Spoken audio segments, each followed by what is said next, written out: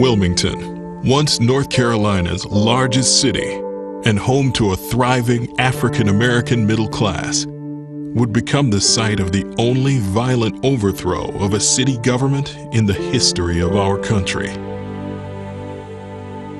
In the 1890s, African-American elected officials, along with church and business leaders, played a role in shaping the life of the city.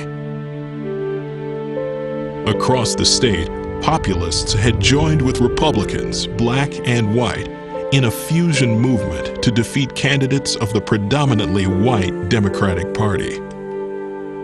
The new fusion government advanced a more democratic system, allowing all men to participate fully in elections and to serve in political positions both locally and statewide. In Wilmington, the movement helped put fusionist candidates in office, where they reversed measures that once assured white Democrats perpetual control of the city. Democrats fought back, vowing to end what they termed Negro domination. As the elections of 1898 drew near, Wilmington became a flashpoint. Democrats believed they had to win in Wilmington if their white supremacy campaign was to succeed. Racial tension escalated when the Daily Record published an editorial by owner and editor Alex Manley.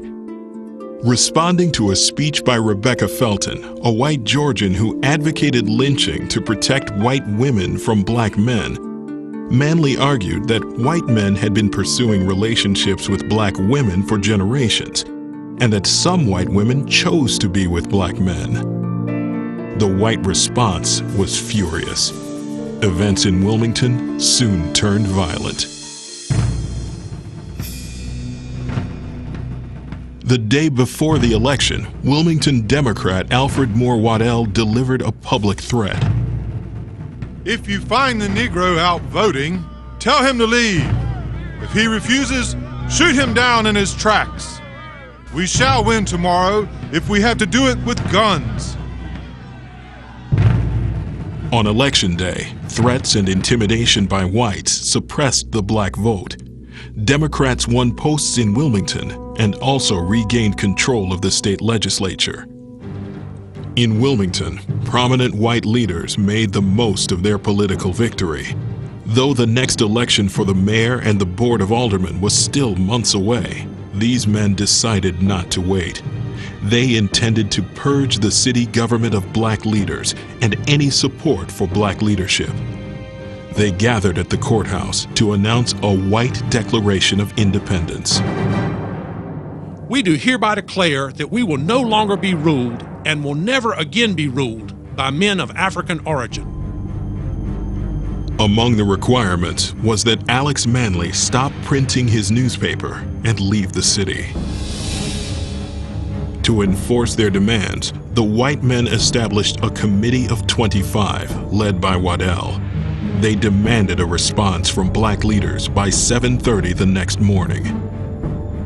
African American leaders quickly drafted a response intended to keep peace. The response did not reach Waddell by the appointed hour.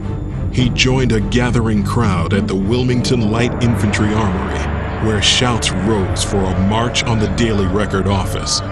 Waddell, a former Confederate officer, organized and led the march military style. The crowd grew into a mob, over 1,000 strong, and unleashed its fury, destroying the press and burning the newspaper building. About 11 a.m., shots rang out at 4th and Harnett. As one observer put it, hell jolted loose. The shooting erupted into a running firefight in the streets, moving deep into the African American community. White leaders deployed the Wilmington Light Infantry to restore order. That afternoon, Waddell joined other white leaders and some 200 armed men at City Hall to force the resignation of the mayor and board of aldermen. They installed a new board with Waddell as mayor. These actions constituted an armed overthrow of a legally elected government, the only coup d'etat on record in the United States. Waddell fired all of the city's black employees and appointees. White Democrats led a campaign to banish African American leaders from the city under the threat of death. Thousands of African Americans fled the city, many never to return. A defiant few stayed in the face of harsh racial discrimination. At the state level, the new Democratic leadership began to consolidate power and passed the first so-called Jim Crow laws, which limited the legal rights of blacks and Indians in North Carolina. In 1901, G.H. White, a North Carolina Republican and the only African American remaining in Congress, finished his term, left politics, and moved out of the state. This is perhaps the Negro's temporary farewell to the American Congress. But let me say, Phoenix-like, he will rise up someday and come again. These parting words are in behalf of an outraged, heartbroken, bruised, and bleeding, but God-fearing people. Faithful, industrious, loyal, rising people, full of potential force.